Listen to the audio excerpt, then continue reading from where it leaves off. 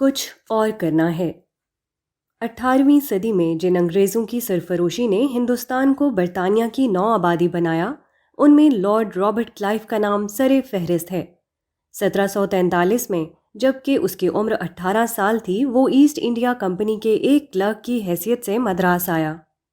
اس وقت اس کی تنخواہ صرف 5 پاؤنڈ سالانہ تھی۔ یہ رقم اس کے خرچ کے لیے بہت ناکافی تھی، چنانچہ وہ قرضوں کے بوجھ کے نیچے دبا رہتا اور مایوسانہ جھنجھلاہٹ کے تحت اپنے ساتھیوں اور افسروں سے لڑتا جھگڑتا رہتا۔ اس کے بعد ایک حادثہ ہوا جس نے اس کی زندگی کے رخ کو بدل دیا۔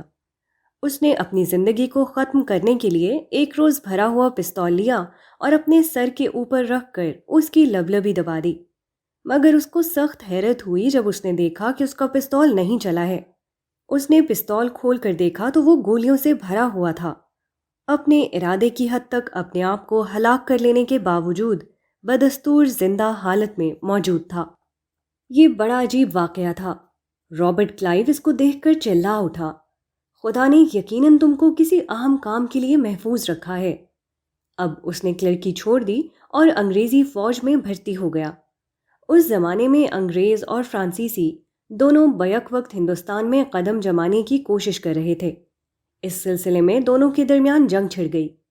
اس جنگ میں رابرٹ کلائیو نے غیر معمولی صلاحیت اور بہادری کا ثبوت دیا۔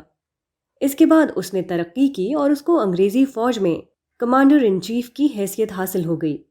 جس کلائیو نے مایوس ہو کر خود اپنے ہاتھ سے اپنے اوپر پستول چلایا تھا، اسی کو اس کے بعد یہ مقام ملا کہ برطانیہ کی تاریخ میں ہندوستان کے اولین فاتح کی حیثیت سے لکھا گیا۔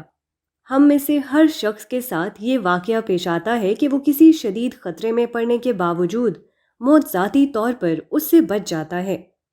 تاہم بہت کم لوگ ہیں جو رابرٹ کلائیو کی طرح اس سے سبق لیتے ہوں، جو اس طرح کے واقعات میں قدرت کا یہ اشارہ پڑھ لیتے ہوں کہ ابھی تمہارا وقت نہیں آیا، ابھی دنیا میں تم کو اپنے حصے کا کام کرنا باقی ہے۔ ہر آدمی کو دنیا میں کام کرنے کی ایک مدت اور کچھ مواقع دیے گئے ہیں۔ یہ مدت اور مواقع اس سے اس وقت تک نہیں چھنتے جب تک خدا کا لکھا پورا نہ ہو جائے۔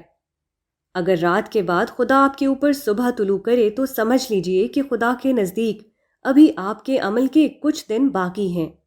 اگر آپ حادثات کی اس دنیا میں اپنی زندگی کو بچانے میں کامیاب ہیں تو اس کا مطلب یہ ہے کہ خدا کے منصوبے کے مطابق آپ کو کچھ اور کرنا ہے جو ابھی آپ نے نہیں کیا۔